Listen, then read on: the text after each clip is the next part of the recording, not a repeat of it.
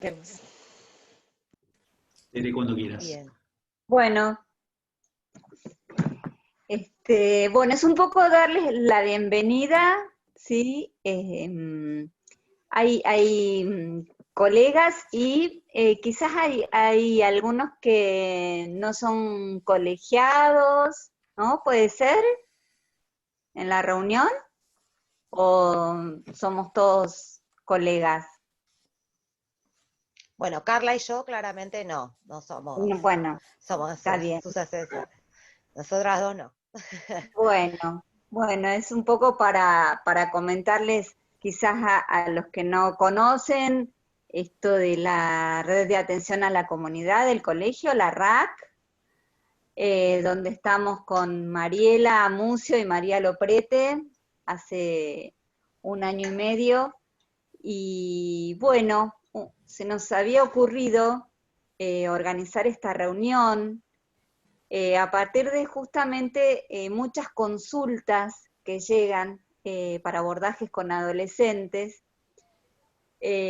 y pretendíamos entonces con la invitación a María Olmedo y a Carla Orticelli, que son las abogadas del colegio, bueno, que nos pudieran brindar la información precisa sobre el marco legal para la atención a adolescentes. Así que bueno, les damos la bienvenida y comenzamos. Bueno, buenas tardes a todos. Yo soy María, Carla está también en la reunión, somos socias, somos abogadas de la matrícula de acá de Bariloche, del Colegio de Abogados, y hace varios años tenemos el gusto de asesorar al colegio, y decimos que tenemos el gusto porque realmente nos gusta ser asesoras del colegio. Si bien el RAC viene trabajando hace tiempo, durante la pandemia han surgido ciertas consultas desde el RAC, no solo desde la comisión directiva, respecto a diferentes temas. Y en ese contexto surgieron más consultas respecto al tratamiento psicológico tanto de niños, niñas como adolescentes, su problemática y el consentimiento informado.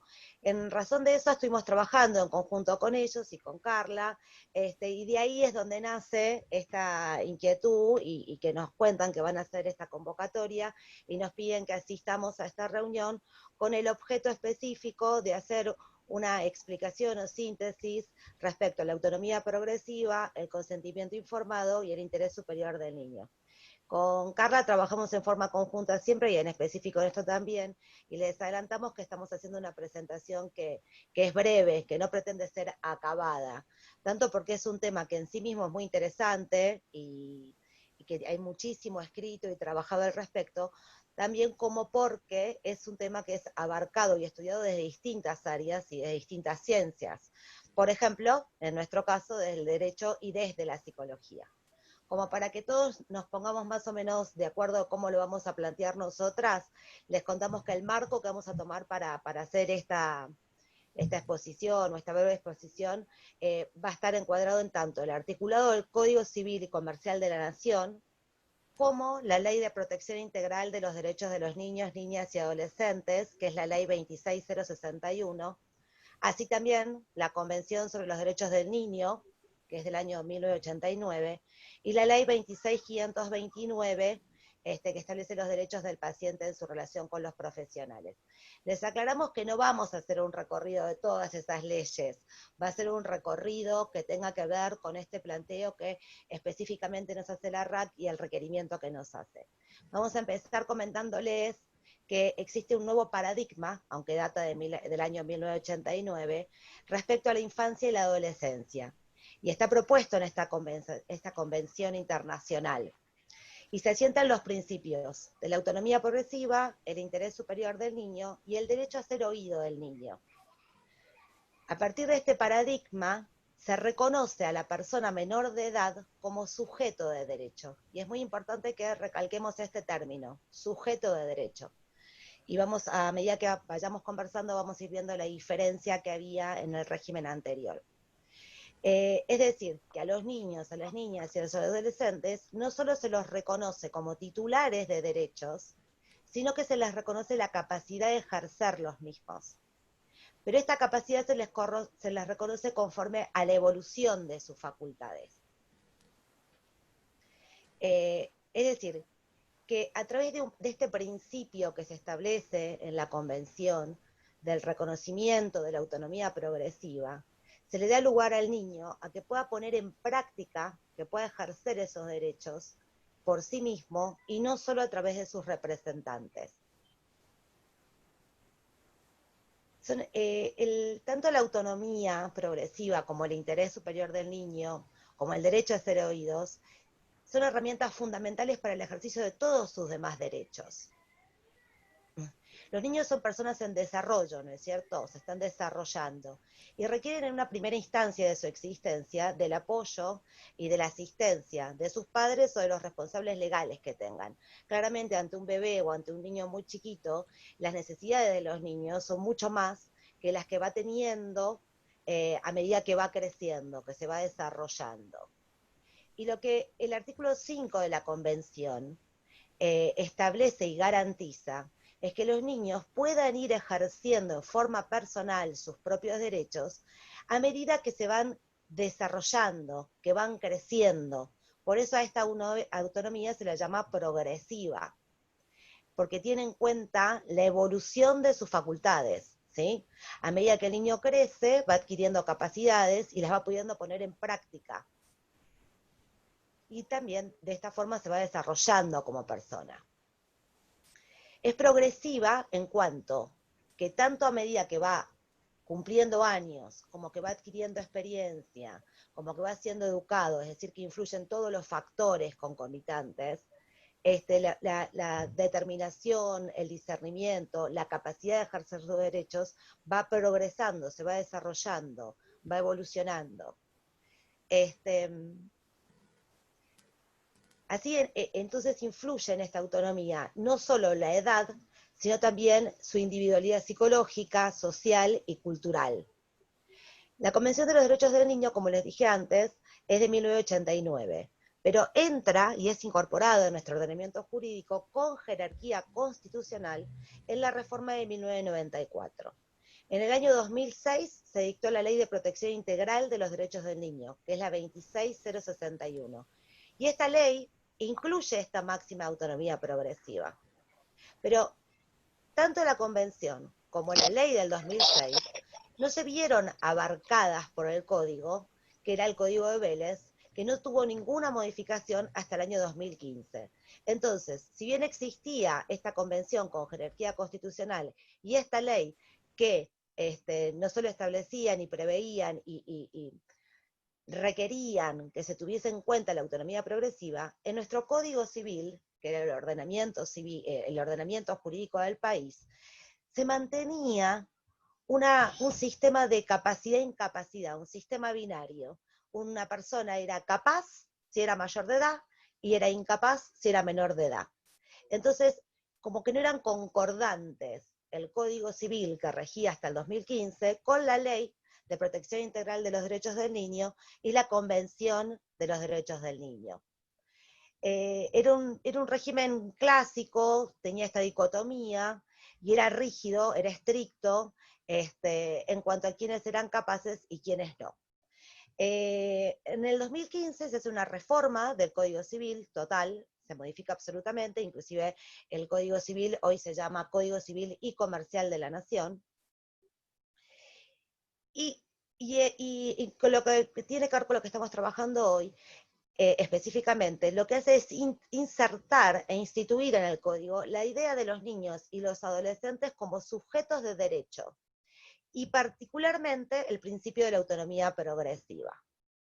Entonces, ya entrando en este marco de conversar respecto del Código Civil, cabe hacer una pequeña reseña de los artículos que más nos van a importar respecto de esto. En el libro primero, título 1, se habla de la persona humana. Y el Código Civil establece que persona humana es quién es persona humana, ¿no es cierto? Y una persona humana comienza su existencia, según el Código Civil, desde la concepción. Y adquiere todos los derechos y obligaciones, el concebido o implantado, desde el momento del nacimiento. Esto quiere decir, se le reconocen derechos y deberes a todo ser concebido o implantado si nace con vida. Esa sería la condición. Luego el artículo 22 establece que toda persona humana tiene aptitud para ser titular de derechos y de deberes, y solo pueden ser privados o limitados por la ley. También el artículo 23 establece que toda persona humana puede ejercer por sí misma sus derechos, ¿sí? Y que solo la ley puede, o el código, puede limitar ese ejercicio. Y acá es lo interesante, el artículo 24 hace numeración que es taxativa. Esto quiere decir que no se pueden incluir más. Solo hay 3 situaciones en las cuales una persona es incapaz de ejercer sus derechos por sí misma. La primera es la persona por nacer, es decir, la que está en el vientre materno. La segunda son las personas menores a 13 años, porque refiere al artículo 25 y 26 que vamos a ver. Y luego, por último, las personas declaradas incapaces por sentencia judicial. El artículo 25 describe quién es una persona menor de edad. Y dice que persona menor de edad son las personas que no cumplieron 18 años. ¿Sí? Y también dice que son adolescentes las personas que cumplieron 13 años y no llegaron a los 18. Es decir, que es adolescente el que tiene entre 13 y 18 años. En este punto vamos a hacer una pequeña reflexión. La cuestión de cuándo comienza la mayoría de edad es una cuestión como rígida, depende de cada país y depende del momento histórico de cada país. Inclusive todos recordarán que en algún momento en la Argentina, hasta no hace tantos años, la mayoría de edad se adquiría a los 21 años. Bueno, pues ahora está establecido, no solo por ley, que fue anterior a la reforma del código, que la mayoría de edad es a los 18. Entonces tenemos 3 grupos de personas. Los menores de 13, que son niños, los de 13 y 16 años, que son adolescentes, 13 y 17 años inclusive, perdón, que son adolescentes, y los mayores de 18, que son mayores de edad. Y por último, vamos a leer el de artículo 26, que específicamente, a través de la reforma, como les hablaba antes, incorpora el concepto de autonomía progresiva. Y dice, el ejercicio de los derechos por la persona menor de edad. La persona menor de edad ejerce sus derechos por el... Perdón, vuelvo a empezar. Discúlpenme. La persona menor de edad ejerce sus derechos a través de sus representantes legales. No obstante, la que cuenta con edad y grado de madurez suficiente puede ejercer por sí los actos que le son permitidos por el ordenamiento jurídico. En situaciones de conflicto de intereses con sus representantes legales, puede intervenir con asistencia letrada. La persona de edad tiene derecho La persona menor de edad tiene derecho a ser oída en todo el proceso judicial que le concierne, así como a participar en las decisiones sobre su persona. Se presume que el adolescente entre 13 y 16 años tiene aptitud para decidir por sí de aquellos tratamientos que no resultan invasivos ni comprometen su estado de salud o provocan un riesgo grave en su vida o integridad física. Si se trata de tratamientos invasivos que comprometen su estado de salud o está en riesgo la integridad o la vida, el adolescente debe prestar su consentimiento con la asistencia de sus progenitores. El conflicto entre ambos se resuelve teniendo en cuenta su interés superior sobre la base de la opinión médica respecto a las consecuencias de la realización o no del acto médico. A partir de los 16 años, el adolescente es considerado como un adulto para las decisiones atinentes al cuidado de su propio cuerpo. Hasta acá les pregunto si me están escuchando bien. ¿Sí? Sí, ¿qué artículo leíste, Carla? El 26, el artículo Del Código 26 Civil. del Código Civil y Comercial de la Nación, que está en consonancia con el artículo 5 de la Convención de los Derechos del Niño, que también se los voy a leer, que dice, las partes respetarán las responsabilidades, los derechos y los deberes de los padres, o en su caso de los miembros de la familia ampliada o de la comunidad, según establezca la costumbre local, la de los tutores u otras personas encargadas legalmente del niño de impartirle en consonancia con la evolución de sus facultades, dirección y orientación apropiada para que el niño ejerza los derechos reconocidos en la presente convención. Entonces, este principio de capacidad o autonomía progresiva del niño, niña y adolescente va en consonancia con la evolución de sus facultades, ¿no es cierto?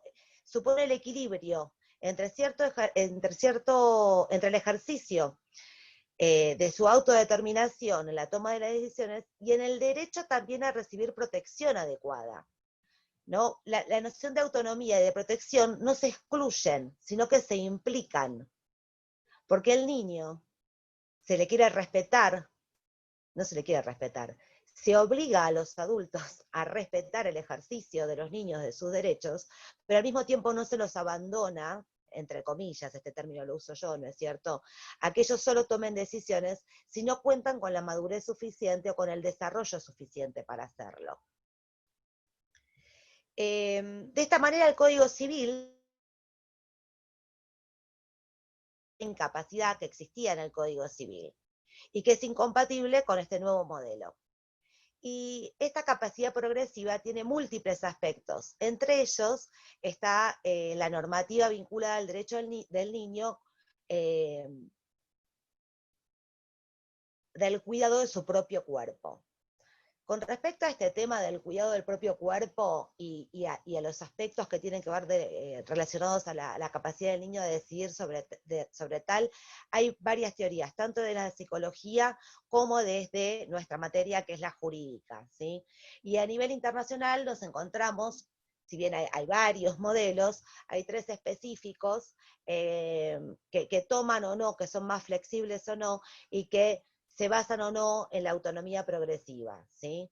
Hay normas flexibles que establecen, hay estados en que creen en normas flexibles sin límites etarios, es decir, no tienen en cuenta las edades de los niños y se toma en cuenta específicamente el desarrollo de cada persona. Entonces tienen que estudiar o que ver en cada caso si ese niño se encuentra facultado y tiene el discernimiento necesario para tomar decisiones. En los modelos del derecho comparado, que tienen reglas más fijas y las establecen según las necesidades determinadas, son más convencionales y generan un poco más de seguridad, pero no tienen en cuenta el desarrollo y la autonomía progresiva de los niños. Nuestro sistema, el sistema que rige actualmente en el Código Civil y Comercial de la Nación, pretende ser un sistema como más mixto, ¿no? Tiene reglas móviles con límites etarios que pueden flexibilizarse. Porque, ¿qué hace? Divide a los menores de edad, es decir, a los menores de 18, en 3 grupos. Los menores de 13, los de entre 13 y 16, y los de 16. En lo que tiene que ver con el ejercicio de derechos personalísimos, como es tomar decisiones respecto a su propio cuerpo, lo que establece el artículo 26 es esta autonomía progresiva. Y cuando hablamos en todo lo referido, relacionado al cuerpo y a la salud, o a todo lo que tenga que ver con los tratamientos que el niño o el adolescente tuviera o quisiera hacer, se está eligiendo o se está utilizando más el término competencia que el término capacidad. Y hace referencia a este término al discernimiento que puede tener una persona para asimilar, para entender una información que le es brindada respecto a este acto médico o el tratamiento que van a hacer. Y en función a esa información, poder adoptar, el niño o el adolescente, una decisión. Y poder evaluar las distintas alternativas, las consecuencias, los beneficios que llegan a tener riesgos. Entonces, esta noción de competencia está ligada al discernimiento e implica una valoración de la aptitud que tiene el niño o no de comprender el alcance de la decisión que va a tomar, y en eso va a tener muchísima importancia el grado de madurez que tiene el niño. Como para ir haciendo algunas conclusiones, podemos decir que el Código Civil presume que los adolescentes entre 13 y 16 años tienen capacidad autónoma para el ejercicio, siempre y cuando este acto médico no sea invasivo, no comprometa su salud o no ponga en riesgo su vida, ¿sí? Presume que tiene la capacidad autónoma, ¿sí? Esto quiere decir que esta presunción admite prueba en contrario. Asimismo dice que si el acto es invasivo o pone en riesgo su vida o su integridad física, el adolescente deberá, o sea, tiene que tener o tiene que prestar su consentimiento con asistencia de sus representantes. Por otro lado, dice que a partir de los 16 años se considera como adulto al adolescente para tomar las decisiones con respecto a todos los actos relacionados al cuidado de su propio cuerpo. ¿Sí? El artículo 26 propone un sistema mixto. Por un lado, hay una variable que es subjetiva, que está vinculada a la edad del niño o del adolescente, y por otro, hay una variable objetiva que está relacionada con el tipo y complejidad del acto médico. El código ha optado por un sistema comparado con el derecho, digamos, relacionado o tomándolo en un contexto del derecho comparado, que tiene un sistema claramente diferenciado según el parámetro o el grupo etario en el cual se encuentre el niño o adolescente, pero al mismo tiempo incorpora cierta flexibilidad. Como para resumir, los niños, que serían las personas humanas menores de 13 años, son incapaces para tomar decisiones en materia de salud y requieren de la representación de sus progenitores o de las personas responsables de ellos. Pero así todo, se requiere a los adultos que se informe al niño respecto de los tratamientos que se llevarán a cabo sobre su cuerpo. Y en este punto les sugiero a todos que vean el artículo 2 de la Ley 26.529 sobre los derechos del paciente. Y específicamente dice que los niños y niñas tienen derecho a intervenir a los fines de la toma de decisiones sobre terapias o procedimientos médicos. Es decir, que si bien los niños menores de 13 años no son los que van a tomar la decisión, sí tienen derecho a ser oídos. Por otro lado tenemos el grupo, como dijimos antes, lo estamos repitiendo, entre 13 y 16, que se entiende que tienen competencia, que tienen aptitud, para que en forma autónoma tomar decisiones sobre tratamientos que no resulten invasivos o no comprometan su estado de salud o provoquen un gran riesgo en su vida o integridad. En este caso, sí van a requerir de que el consentimiento sea dado junto con el de sus progenitores o personas a cargo. Y en este punto, los mayores de edad, el 16, ya dijimos que tienen la misma situación que los mayores de edad. En este punto es donde Carla va a continuar trabajando, porque es donde entra también a intervenir el principio del interés superior del niño. Buenas. Carla. Bueno, yo voy a hablar un poco menos que María, que se extendió mucho para que después haya quizás más posibilidad de algunas preguntas que quizás podamos responder o debatir entre todos.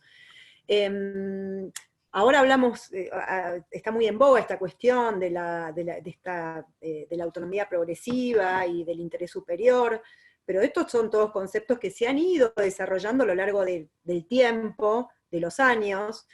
Y el primer hito que se produce en relación a esta cuestión fue un caso, no sé si ustedes lo conocen o no, un caso que se debatió en Inglaterra en el año 1981, o sea, casi ya han pasado 40 años, en donde una mamá plantea una demanda al sistema de salud, digamos inglés, para que no se le entregaran a sus hijas, tenía una mamá de 5 hijas adolescentes, entonces plantea que no se le entregaran a sus hijas adolescentes anticonceptivos de manera, sin el consentimiento, digamos, de los padres.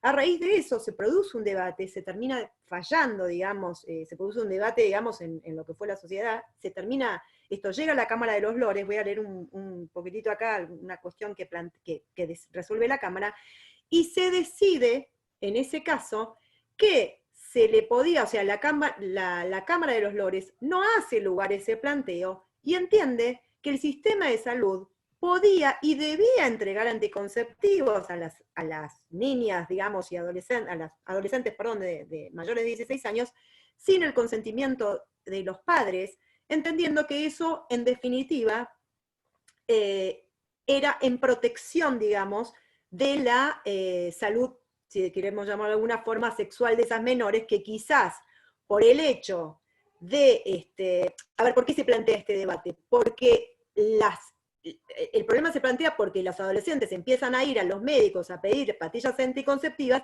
y los médicos se ven en este brete de decir, sos menor de edad, no te la puedo entregar sin el consentimiento de tus padres.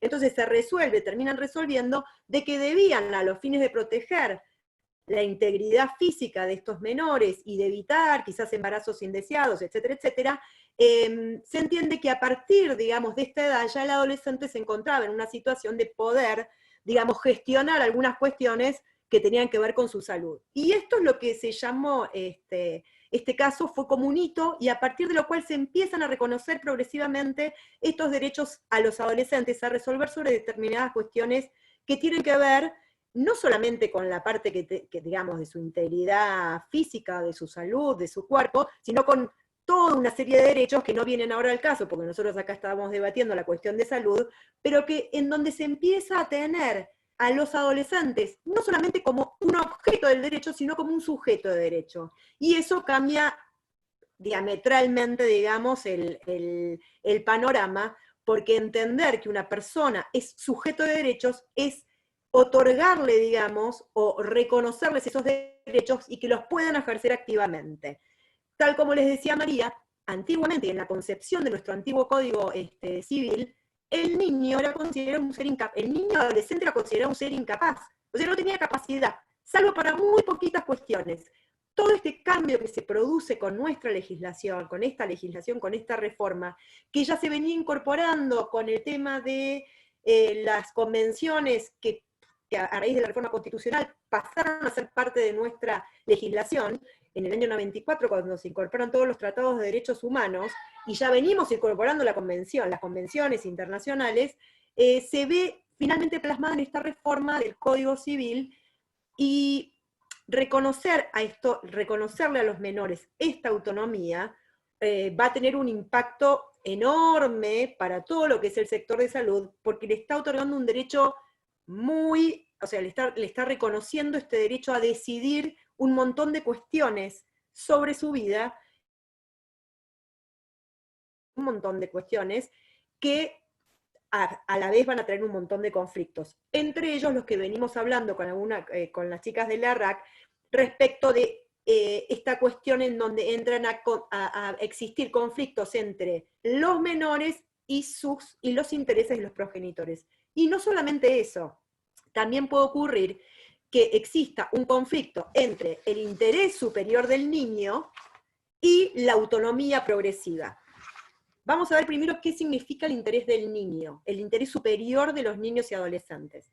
El interés superior de los niños y adolescentes hay una definición que es un poquito abstracto, amplia, y habla de que este interés superior es la plena satisfacción de los derechos de los niños. Parece como algo bastante abstracto, pero ¿esto qué implica, este principio del interés superior del niño? Implica que todas aquellas medidas que se adopten en relación a los menores, a los niños y adolescentes, deben atender a la efectiva protección de todos sus derechos, de modo que esos derechos no se vean vulnerados o amenazados. Ahora vamos a ver algunos ejemplos donde vamos quizás a poder entender un poquito más estas cuestiones. ¿Qué quiere decir esto? Que en todas aquellas decisiones que involucren a niños o adolescentes, se tienen que, digamos, yo lo que tengo que ponderar es el interés de ese niño, que muchas veces puede llegar a no ser el interés de sus padres o de algunas políticas públicas o sociales. Entonces, el problema que se genera cuando yo hablo, digamos, de este interés superior del niño, que muchas veces puede contraponerse a lo que es esta autonomía progresiva, porque son dos regímenes, diríamos, diferentes. El interés superior es un régimen un poquito más garantista y más proteccionista, y esta autonomía progresiva, estamos ya hablando en un plano un poco más liberal. Entonces, cuando yo tengo en pugna esta autonomía progresiva con el interés superior del niño, quien deba resolver sobre esa cuestión va a tener que tener en cuenta una serie de requisitos o de paradigmas, que ahora los vamos a ver, para decidir ¿con cuál de los dos me quedo? Si me quedo con este interés superior, que en definitiva vulnera esa autonomía progresiva, o si me quedo con esta autonomía progresiva que muchas veces puede vulnerar algunos derechos de los menores, porque ese menor que todavía no adquirió su maduración plena, podría en algunos casos tomar decisiones que, atento a su falta de madurez biológica, podría llegar a atentar en contra, por ejemplo, ya sea de su vida física, de su salud, de su salud mental, etcétera, etcétera. Entonces, aquí es cuando nosotros nos planteamos este dilema y tenemos que ver cómo el operador que debe resolver esa situación debe ponderar determinadas cuestiones para poder resolverlo. Digo, y les hago, voy a citar algunos ejemplos. Puedo tener el caso, por ejemplo, de un menor que decida dejar un tratamiento de quimioterapia, puedo tener el caso de un menor que decida, como en el caso que les podría llegar a tocar a ustedes, de un menor que decida no hacer un tratamiento psicoterapéutico que es necesario para poder, digamos, que es necesario por su integridad, por ejemplo, por su salud mental. Y que ese chico diga, yo no quiero hacer ese tratamiento. No sé si ahí si se entiende, digamos, ahí tengo la pugna de estos dos intereses. Un niño que por un lado, a raíz de lo que me establece la ley, tiene esta posibilidad de decidir sobre su propia, digamos, sobre su propio cuerpo, su propia salud, sus propios tratamientos, pero que muchas veces eso atenta contra otros principios superiores que son otros derechos. Por ejemplo, la salud de este menor que se niega, por ejemplo, a hacer un tratamiento psicoterapéutico, siendo que es necesario para resguardar, por ejemplo, su integridad física y psíquica. Entonces, ¿qué es lo que debe tener en cuenta quien tiene a su cargo la resolución de esa situación? Y ustedes también lo van a tener que tener en cuenta si les llega a tocar alguna situación que se les produzca en su vida profesional, en donde tengan esta situación, donde tengan un adolescente que requiere de este tratamiento y que no lo quiere hacer. Y con eso les puedo nombrar casos, por ejemplo, un menor que se niega a hacerse un tratamiento de quimioterapia, un adolescente que no quiere hacer un tratamiento de quimio, una niña adolescente que se quiere hacer un implante mamario, que está muy en boga esto, de que las chicas a los 14, 15 años ya quieren hacerse, digamos, implantes mamarios, adolescentes que por una cuestión de religión no quieren recibir una transfusión sanguínea, o sea, se empiezan a suscitar todas estas cuestiones, y el juez que debe resolver esa situación tiene que plantearse, yo tengo por un lado la ley que me dice que este menor tiene autonomía progresiva para decidir sobre determinadas cuestiones. Y por otro lado tengo el interés superior. Ese interés superior es el que debe regir para la solución de estos conflictos que se pueden plantear en estas situaciones que estamos viendo. ¿Qué sucede en esos casos y qué es lo que tiene que tener en cuenta el juez o quien tenga a su cargo la resolución de este conflicto? Por un lado, tiene que tener en cuenta la opinión médica. La opinión médica, y en el caso de ustedes, la opinión, digamos, de los profesionales, en el caso de los psicólogos de la salud mental. Para, digamos, la opinión médica de que ese tratamiento es necesario o no es necesario y qué beneficios le va a producir a ese menor. Tiene que tener a su vez en cuenta también la madurez de ese menor que está tomando esa decisión. Y para eso va a tener que hacer una evaluación interdisciplinaria para determinar el grado de madurez que tiene ese menor para poder tomar, digamos, alguna resolución en relación a este tratamiento que quiere o que no quiere hacer. O esta, digamos, ¿cómo se dice? Esta intervención, por ejemplo, quirúrgica, que a veces requiere, por ejemplo, un cambio de sexo, ¿no? Ahí estamos hablando ya de temas un poco más, mucho más complejos todavía aún. Porque muchas veces esta cuestión del cambio de sexo se da en estos menores, y es justamente en esta etapa de la adolescencia en donde, digamos, presentan, digamos, estas cuestiones de querer hacer estas intervenciones. Entonces, ahí es importante también una evaluación interdisciplinaria para ver cuál es el grado de madurez de ese menor que está tomando esta decisión. Claramente después, lo que hablaba María, este derecho a ser oído ante las autoridades administrativas, judiciales, no solamente a ser oído, sino también a ser informado de las consecuencias o no de un determinado tratamiento. Y en esto también volvemos a la cuestión que los compete a ustedes. Cuando ustedes inician un tratamiento, es muy importante que ese menor esté informado, y es importante el consentimiento informado, y que sepa cuáles son las pautas, por ejemplo, de este tratamiento que van a seguir con los profesionales de la salud mental. O sea, si un niño, un adolescente requiere o quiere iniciar un tratamiento, por ejemplo, incluso en contra de lo que los padres quieran o no, ese menor debe saber cuáles son las pautas de conducta a seguir para la realización de ese tratamiento. Eso después si quieren, cuando hablan en el debate, podemos charlar un poquito mejor de qué pautas estamos hablando.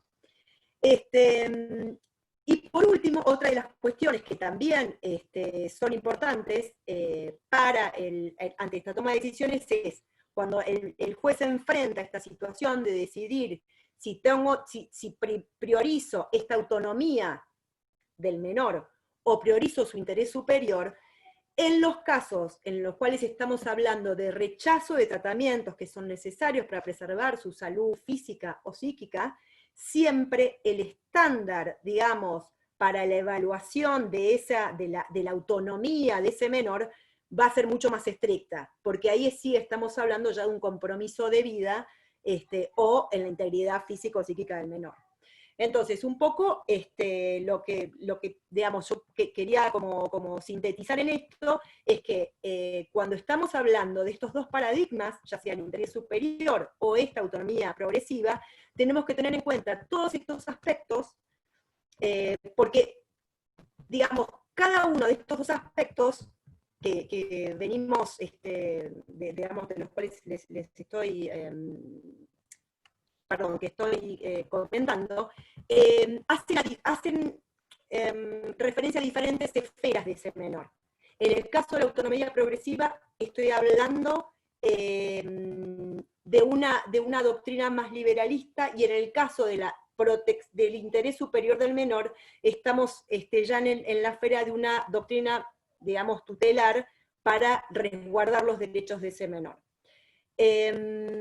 Bueno, creo que digamos, en relación a esto, no sé si tienen alguna pregunta, pero creo que sintetizo un poquito como finalización de la charla de ver cuáles son estos principios que tenemos que tener en cuenta al momento en que nos enfrentamos con estos conflictos entre autonomía progresiva e interés superior del menor.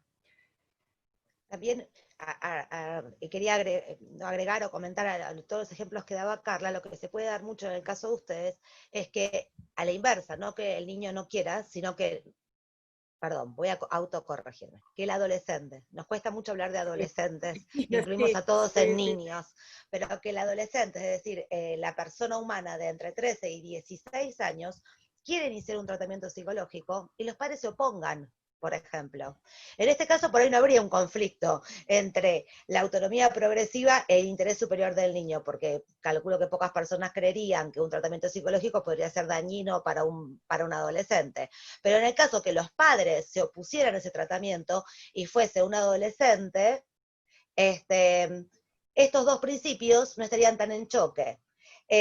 Pero supongamos que ese niño no solo requiriera, ese adolescente no solo requiriera un tratamiento psicológico, sino también de un tratamiento medicamentoso.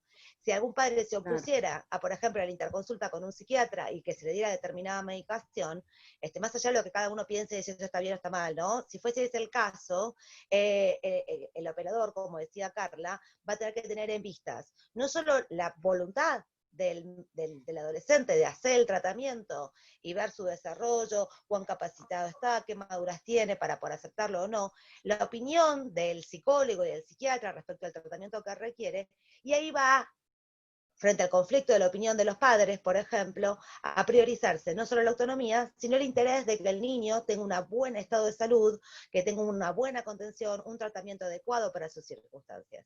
Y por última cosa, para no aburrirlos, porque me extendí, pero Bebi, vos también hablaste bastante, les cuento una sola cosa más. Sí. Cuando hablamos de que los niños y adolescentes se los toma también como sujetos, se ha modificado mucho el lenguaje en todo lo que es derecho. También sabemos que la psicología, y sabemos que en todas las áreas. Por ejemplo, después de la reforma del 2015 se dejó hablar de tenencia. A los niños se los tenía. Se dejó de hablar de guarda. Se dejó de hablar de régimen de visita. Se dejó de hablar inclusive de menores. Hablamos de niños, niñas y adolescentes. Y todo ese cambio de terminología, si bien a veces parece que es algo externo o que no tiene significancia, tiene una gran significancia. Porque al hablar de tenencia, normalmente en el derecho hablamos de cosas. En hablar de guarda también, y en hablar de régimen de visitas hablamos de que un progenitor tiene un contacto cual amigo un ratito. Al modificarse toda esa terminología también se tuvo en cuenta al niño, a la niña y al adolescente como sujeto de derecho y no como objeto.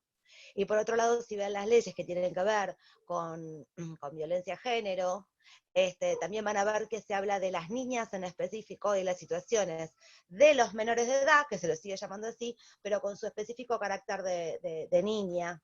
Entonces, todas estas modificaciones, que en realidad si se fijan las leyes no son tan nuevas, porque la convención es del 89, tuvo jerarquía constitucional en el 94, la ley de protección integral es del 2006, y recién en el 2015 realmente se le da algún tipo de real digamos, se lo legisla realmente. No solo se dice tienen autonomía progresiva, sino que establecen qué es la autonomía progresiva, cuándo empieza a operar.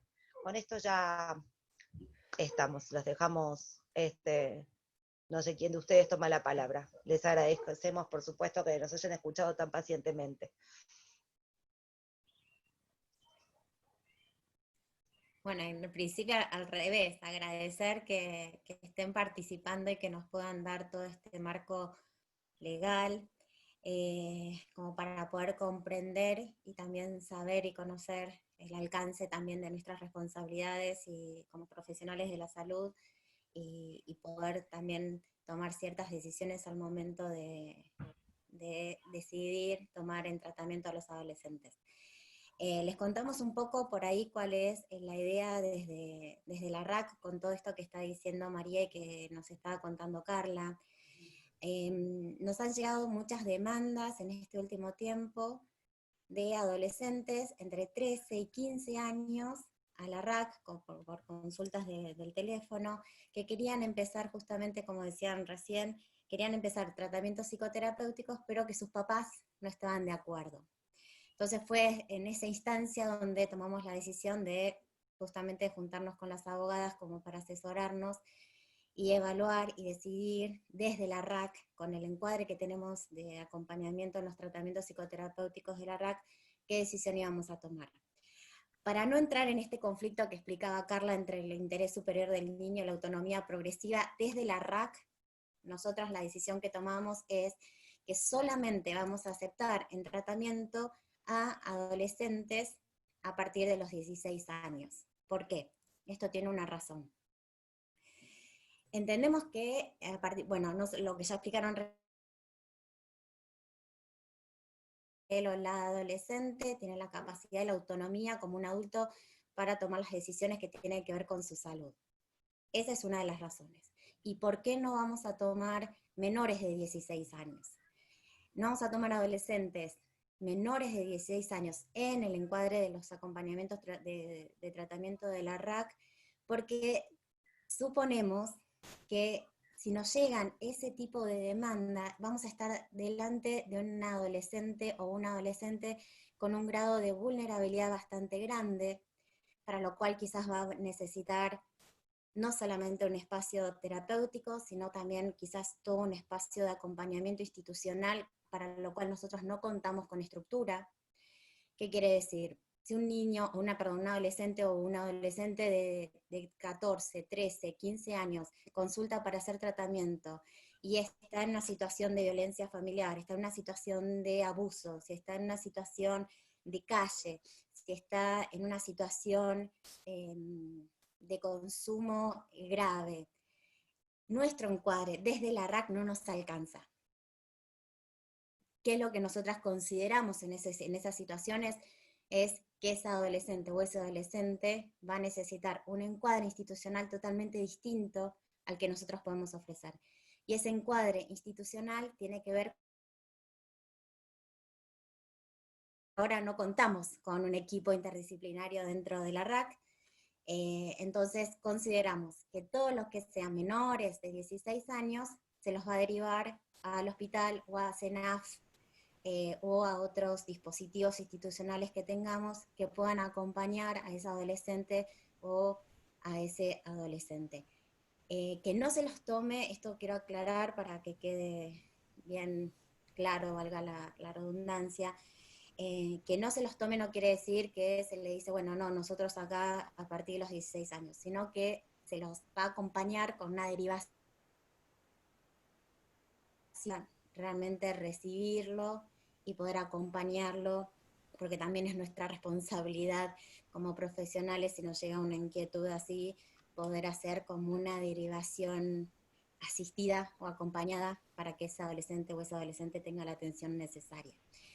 Así que ahí también en relación a esto, no sé si saben, el CENAF de Río Negro sacó el número telefónico 102, que es a nivel provincial, la sede por ahora está en Viedma, pero que es justamente exclusivamente para niñas, niños y adolescentes que estén en alguna situación de vulnerabilidad o se esté vulnerando alguno de sus derechos, puede consultar ese 102, ahí lo atienden operadores, y lo orientan también como para saber qué es lo que puede hacer en caso de necesitar algún tipo de acompañamiento. Esto es nuevo, salió creo que hace 2 semanas este número, salió en la página de CENAF de Río Negro, y creo que es de 8 a 14 la atención, pero no solamente, esto es interesante también conocerlo entre nosotros, las y los colegas, es que también a ese número podemos llamar nosotros, por ejemplo. Estamos con una situación de un adolescente o de una niña, niño que necesita algún tipo de ayuda o de orientación y nosotros no conocemos por ahí cuáles son los medios o cuáles son las instituciones que pueden acompañar. También es un teléfono donde se asesora a los profesionales. Bien, con esto me falta agregar qué es lo que nosotras armamos con Tere y con María para estas situaciones de adolescentes de 16 años que no lleguen sin el consentimiento de los padres a pedir tratamiento psicoterapéutico. Lo que nosotras armamos es como una, ahora si querés Guido, por ahí lo podés ir poniendo como para que lo vayan viendo, así no. Bueno, les voy adelantando. Nosotros lo que preparamos fue como un consentimiento informado para los adolescentes de 16 años. Y ahí está. Bien, algunas cosas las vamos a ir pasando por ahí más rápido, porque ya las dijeron las abogadas. Principio de autonomía, bueno, pasamos que ya lo dijeron las chicas. Lo que nosotros armamos fue esto, armamos un texto donde el adolescente que se acerque y requiera tratamiento psicoterapéutico tenga toda la información que dé cuenta de qué se trata el tratamiento psicoterapéutico y además cuáles son sus derechos.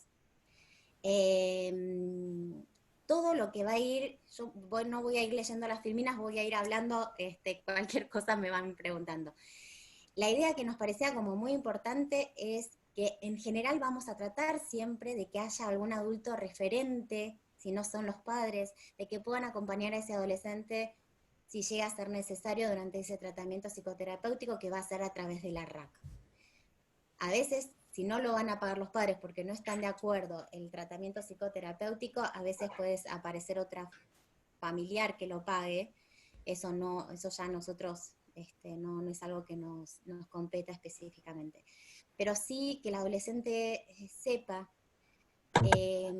cuál va a ser el encuadre de trabajo y fundamentalmente el tema del secreto profesional, cuándo se levanta ese secreto profesional, que esto se va a levantar solamente en situaciones muy puntuales, que va a ser si llega a haber una situación de riesgo, y esto el adolescente lo tiene que saber, que nosotros vamos a poder mantener la confidencialidad del tratamiento y todo lo que él diga o ella diga en el espacio terapéutico lo vamos a mantener siempre y cuando no esté en riesgo su vida, siempre y cuando no haya una situación de emergencia que amerite que no podamos consultarle. Esto puede ser que un adolescente de 16 años venga con una autolesión a la sesión y que se la acaba de hacer, por ejemplo, ahí no vamos a pedir la autorización para poder llamar a un adulto referente.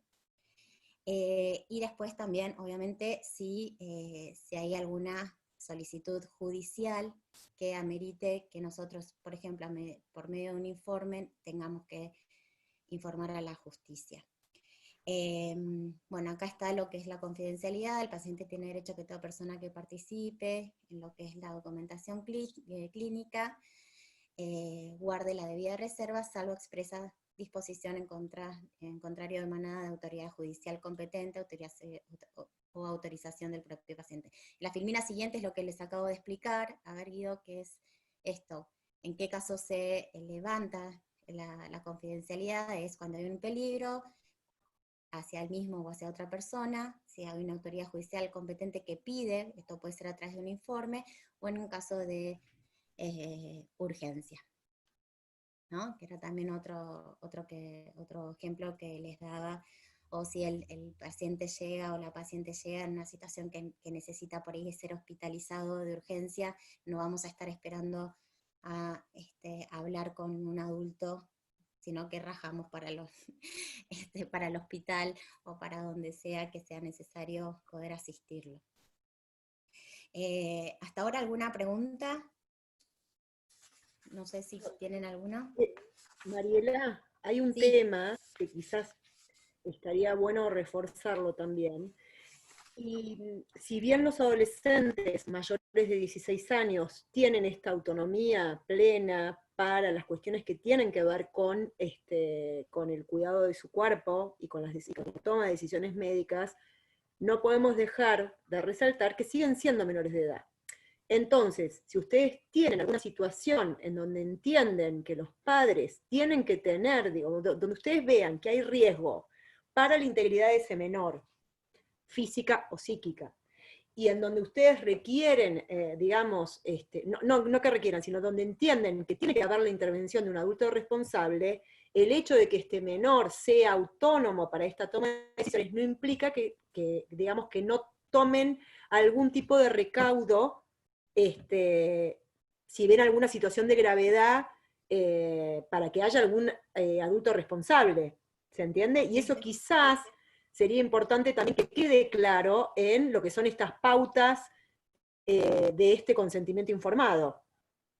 Que el menor sepa que a donde ustedes vean algún tipo de riesgo, se van a contactar con un adulto de referencia, sea progenitor, sea tío, abuelo o el que fuere. Porque si no queda como que el adolescente ya de 16 años ya está, listo, ya es como si fuera... yo, desde mi perspectiva, yo tomaría ese recaudo, más allá de lo que disponga, digamos, la legislación.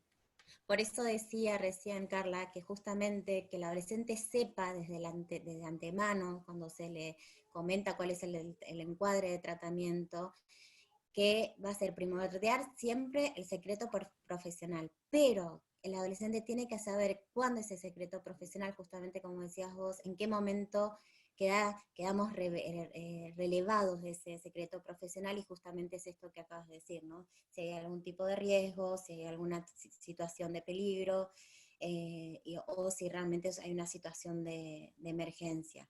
Obviamente, también lo que nosotras hablábamos con las abogadas era esto, de que por más que ese adolescente o esa adolescente llegue sola a la consulta, sin el consentimiento de sus padres, siempre tratar de, en las primeras entrevistas, explicarles la importancia de contar, como decía Carla, con los datos, y que nos quede ahí en el momento, poder escribir nombre, apellido, el número de contacto de un adulto referente, no importa quién sea, mientras que sea un referente para esa o ese adolescente, para nosotros también es un resguardo justamente para poder acudir si llega a ser necesario por alguna situación.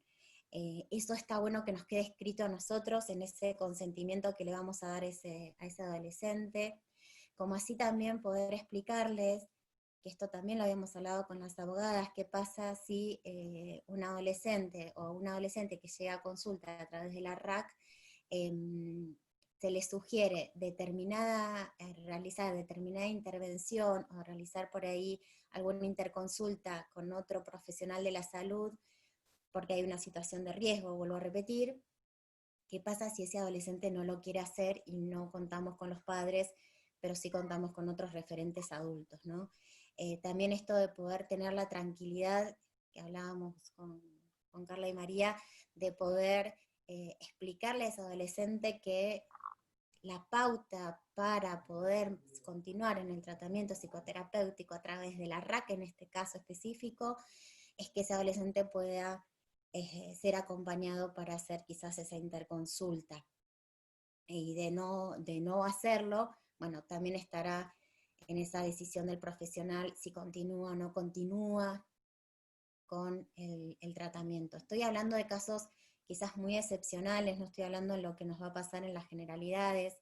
En las generalidades es más posible que en el trabajo psicoterapéutico, transferencia de por medio, o vínculo terapéutico positivo con esa paciente o ese paciente, acceda o reconozca por ahí que está en una situación de riesgo y que necesitamos acudir a otras personas para poder acompañarla o acompañarlo. Eso va a ser la generalidad, pero nos puede pasar que por determinadas situaciones él o la adolescente no acceda, y bueno, ahí también tener la libertad de decidir si continuamos o no continuamos, o de qué manera continuamos una vez que informamos que para nosotros quizás hay una situación de riesgo.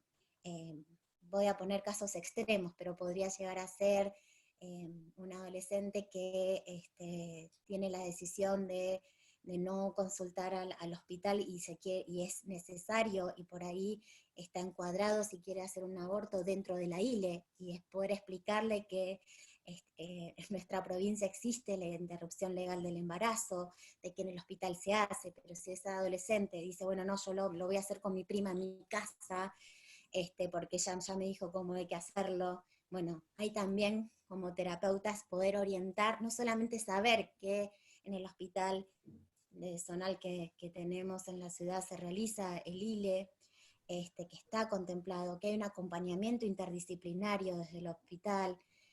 Bueno, entonces no solamente esto de poder informarlos, sino, bueno, como profesionales, poder acompañar de la mejor forma posible, y si no, bueno, esto que decían las chicas, por ahí, o por lo menos yo lo interpreté así, como poner un límite y ver de qué manera se continúa o no se continúa con ese acompañamiento.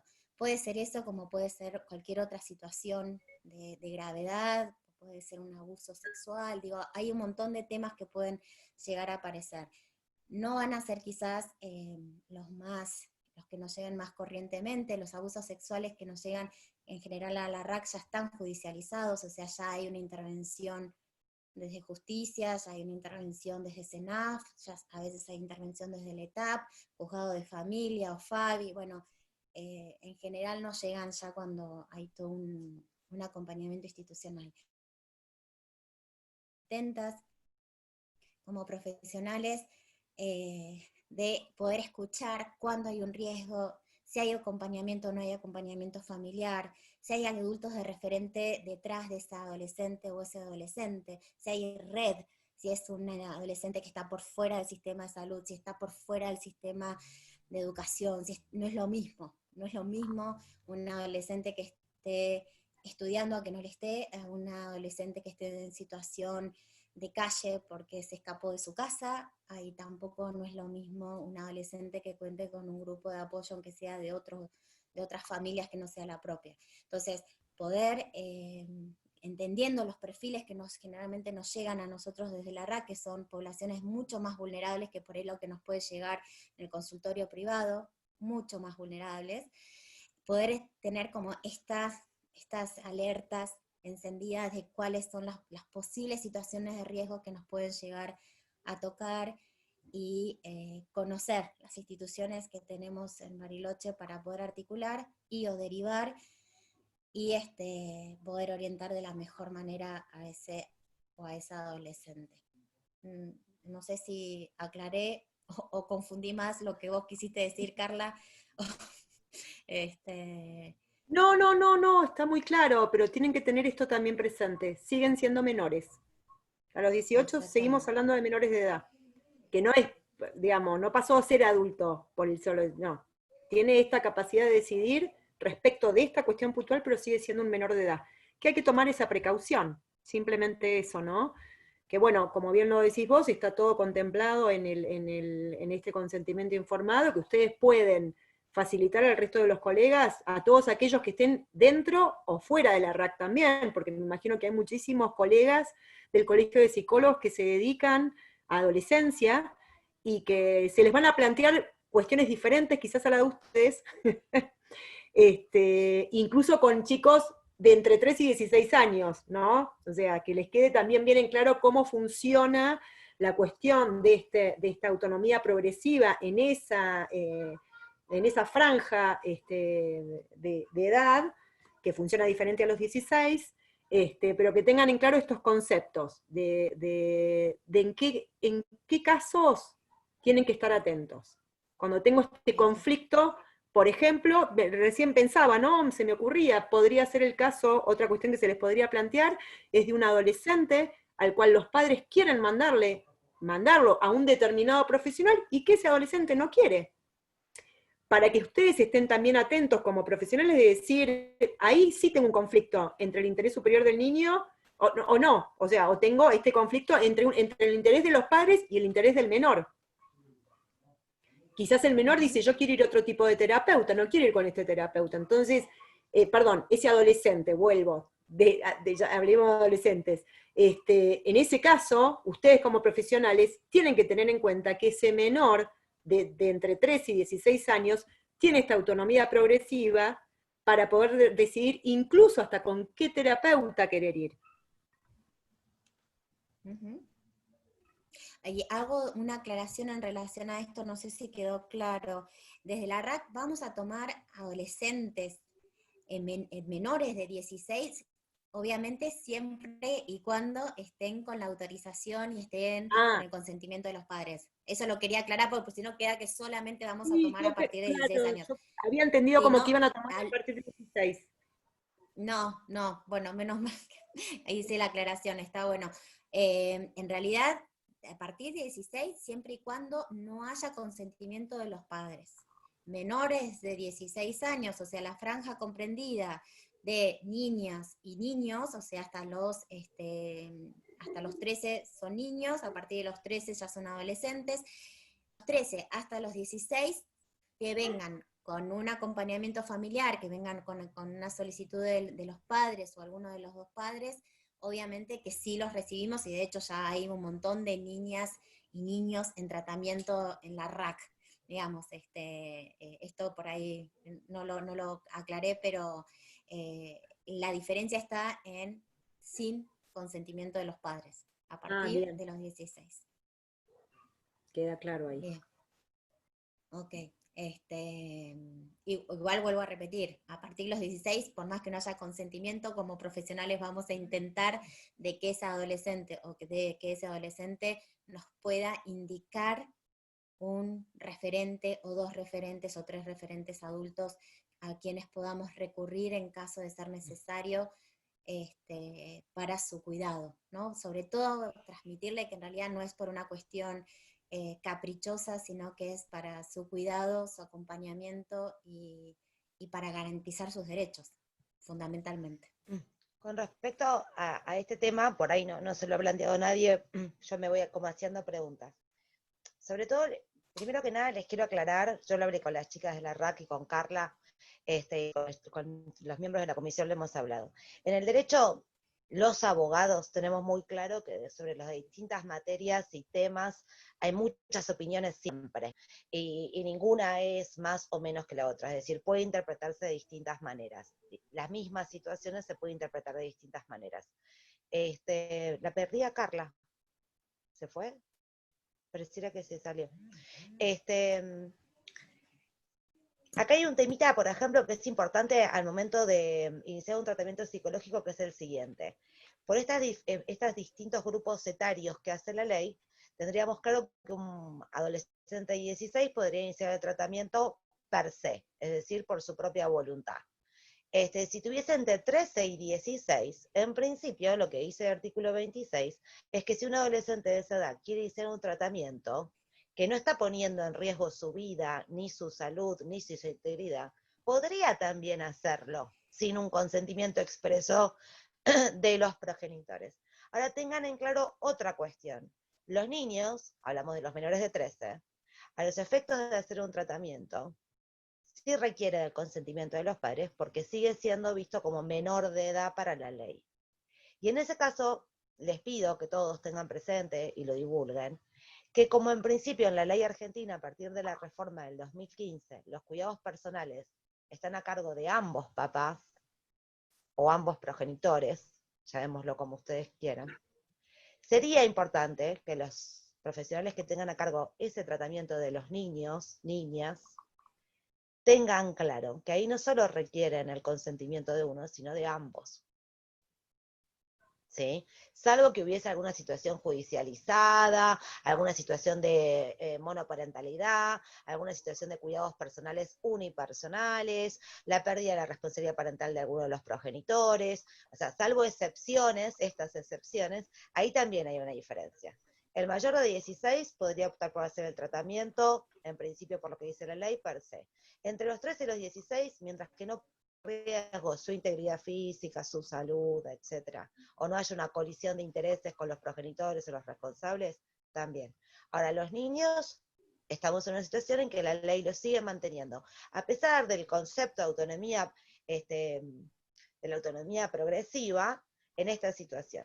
También acá, y acá viene lo primero que les aclaré, viene la cuestión de interpretaciones, porque a los niños de 8, 9, 10, 11, 5, 6, en la justicia, no solo se los escucha, se los cita, se hacen reuniones con grupos que están compuestos por distintos profesionales, entre ellos psicólogos, se les pregunta, se los escucha, y si bien los jueces no resuelven lo que los niños dijeron que quieren, sí tienen en consideración esa escucha. Entonces también es relativo esto de que el niño, por niño, tiene incapacidad de ejercer sus derechos. ¿Se entiende lo que quiero decir? Esta cuestión de que es mixto nuestro sistema, que hace una diferencia etaria, pero es flexible, también es flexible dentro de la niñez, ¿sí? Esto, ¿a qué viene? Si un niño de 11 años dice, yo necesito hacer terapia, y el padre dijera que no, el niño podría buscar y encontrar los recursos para conseguir y lograr un tratamiento específico, a pesar de no ser adolescente. ¿Se entiende?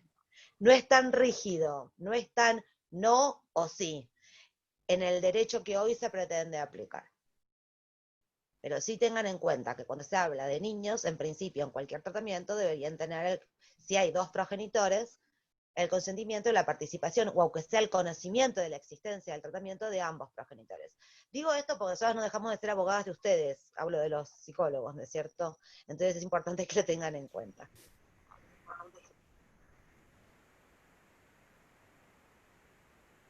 Yo abriría un poquito el espacio a ver si hay preguntas, siendo la hora que es, porque si no... Si no, mi espalda, yo estoy con un dolor en la cintura, estoy arriba de una cama. Yo también. No, me está matando. Hace 1 hora y media que estoy aquí. Me mató. Por eso, digo, por ahí hay consultas o dudas o aportes, no sé. Se fue Florencia. A mí me había quedado esta duda de los 13 a los 16, pero que ahí María la aclaraste. Estaba bueno esto de que no tienen autonomía para los tratamientos invasivos, digamos. Sí. No tienen. O sea, esos tratamientos invasivos tienen que ser con el consentimiento de los padres. Pero acá entra a jugar también, chicas, qué se comprende por tratamiento invasivo, qué se comprende por poner en riesgo la vida, qué se comprende por la integración, la integridad física y psicológica. Y en buscar esas definiciones también va a haber muchas interpretaciones. ¿Sí? No me quiero meter en temas largos ni nada porque no los quiero aburrir, pero en todos estos términos que muchos creemos que por sentido común es todo lo mismo, o consideramos que significan lo mismo, no siempre significan para todos lo mismo. ¿Sí? Para un progenitor, por ahí, el efectuar un tratamiento psicológico sí puede incidir en la integridad psicofísica de su hijo. ¿Me siguen? No pasa conmigo, yo me encanta, ya soy consumidora, pero soy usuaria. Pero existen personas que inclusive hacen manifestaciones como yo no creo en la terapia, ¿no? Como si fuese una religión. Entonces, puede ocurrir que para todos nosotros un tratamiento psicológico per se no significa un tratamiento invasivo o un tratamiento que ponga en riesgo la salud o tal, y para otros tantos sí. ¿Sí? Entonces, hay términos y hay conceptos que van a ser susceptibles de interpretación. Igual creo que en general se tiende a pensar en los tratamientos invasivos desde la parte quirúrgica, desde la parte de una medicación, desde la parte de un tratamiento medicamentoso. O sea, me parece que, digamos, en general la interpretación va por ese lado y quizás a ustedes como profesionales, digamos, de la salud mental, no les toque tanto, no les toquen tanto esas aristas. Yo le diría que eso sería más como para la parte de los médicos. Ahí están más complicados ellos. Están bastante más complicados. Porque además los psicólogos no prescriben medicación, con lo cual en ese punto la tienen como un poco más fácil. El problema lo van a tener los psiquiatras, si tienen que prescribir una medicación a un menor. Como para pensarlo, baby, yo perdónenme, le digo beba, me cuesta, como para pensarlo, Carla, podría ocurrir, por ejemplo, en el tema de los derechos y de la diversidad o la orientación sexual y tal. Si un adolescente comenzara una transición en la que quiere, siente, precisa, necesita restablecer su condición y comienza con un tratamiento psicológico en el cual quiere llegar a través de medicamentos o de cirugías o lo que quiera, la modificación de su genitalidad, por ejemplo, porque se siente identificado con otra. Bueno, en ese tipo de procesos o de tratamientos, el tratamiento psicológico puede llegar a tener que ver con esto y podés encontrarte con un progenitor o un responsable que considere que se está vulnerando Chicas, no quiero que piensen que yo creo eso, estoy diciendo lo que podría llegar a ocurrir como hechos para pensar y para meditar. Claramente no son situaciones que llegan todos los días a sus consultorios ni con las que se encuentran, pero las que podrían ocurrir, ¿no es cierto? Y esas son las situaciones en las que podría llegar a haber grises, en las que podría haber una colisión entre la autonomía progresiva, la posición de los progenitores o los responsables a cargo del adolescente de entre 13 y 16, lo que el psicólogo en este caso tenga como interpretación o como opinión, y bueno, puede llegar a ocurrir que haya un operador que tenga que decidir o no respecto de esto, ¿no es cierto? ¿Se entiende lo que quise decir? Sí. Están todos mudos. No, se fueron. Nos quedamos debatiendo nosotras. Una pregunta. Cuando se refiere a lo que es consentimiento informado para la realización de un tratamiento con niños hasta 13 años, donde en principio, por lo que escuché, tiene que ser el consentimiento de ambos padres. El consentimiento, estamos hablando de algo firmado en un papel, donde tienen que estar las firmas de ambos padres. Estamos hablando de un consentimiento verbal, ¿no? Digo porque muchas veces lo que ocurre cuando uno recibe así a niños es que muchas veces es traído por uno de los padres, quien está interesado en el espacio, y creo que una lectura posible del Código Civil es que mientras uno de los adolescentes, mientras uno de los padres o tutores esté avalando el tratamiento, mientras el otro padre sea informado, ¿no? Creo que hay un término legal que es donde los padres, se asume que los padres informan al otro de las decisiones que toman. Creo que eso tiene un nombre, quizás me ayudan con eso.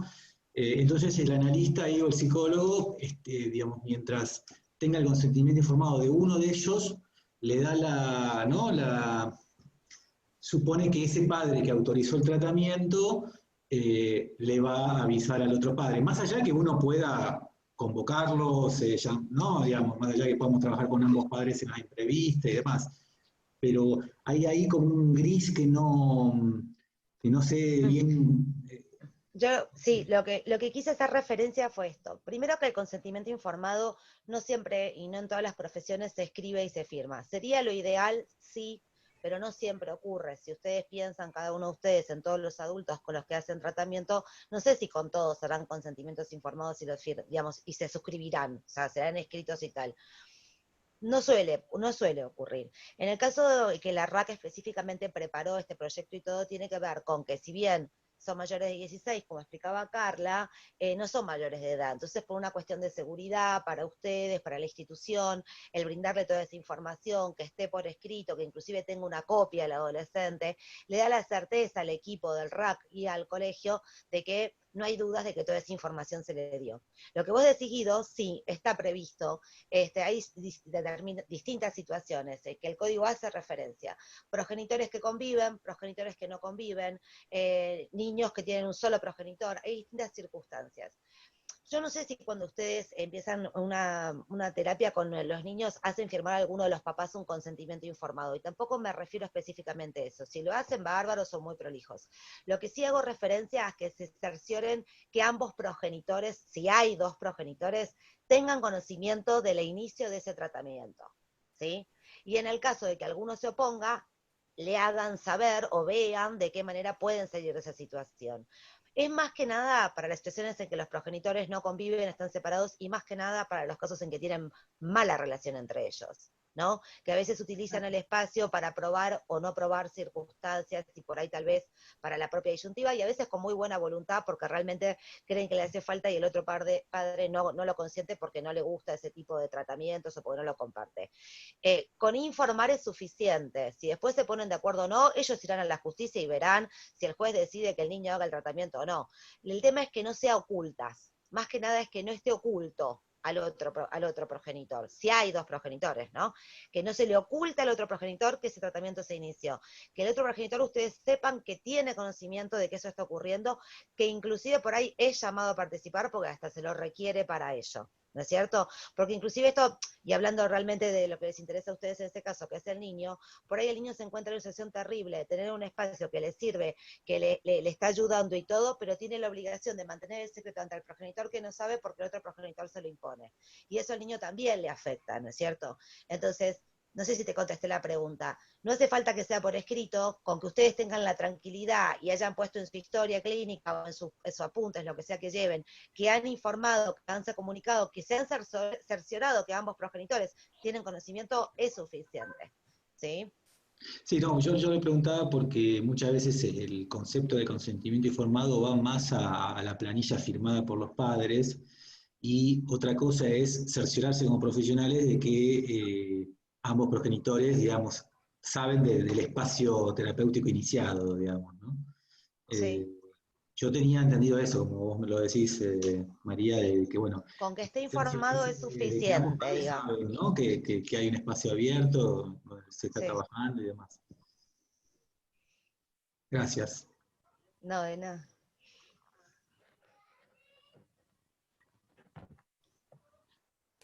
Bueno, Bueno, ya varios se fueron retirando también, ¿no? Así que bueno, quizás ya es momento de ir cerrando, y de nuevo mil Dale. gracias a María y a Carla. Después en otra charla vemos la parte de los menores y de los consentimientos y de los padres cuando no están de acuerdo, porque esa es otra problemática que ha dado lugar hasta a denuncias en el Tribunal de Ética del colegio. Está Antaño. bueno. Entonces, Bueno. esa es otra problemática que quizás la podemos hacer en otra charla porque tiene otras aristas también. De esto les digo, hace unos años atrás que llegó una denuncia cruzada de un padre que se había opuesto a que la menor haga terapia con una determinada profesional y la denunció a la profesional en el Tribunal de Ética. O sea, lo vemos en otro momento. Dale. El próximo capítulo. El próximo capítulo, claro. Bueno, Bueno, muchas gracias. Bueno, Si gracias. quedan dudas, las escriben y las respondemos. Si después les genera Gracias. duda, alguna duda, manden un mailcito y después lo respondemos. ¿Eh? Buenísimo. Bueno, Gracias. Gracias. no, gracias a ustedes. Chao, Gracias. buenas por noches. colaborar. No, gracias a todos. Chao, hasta luego. Chao. Chao.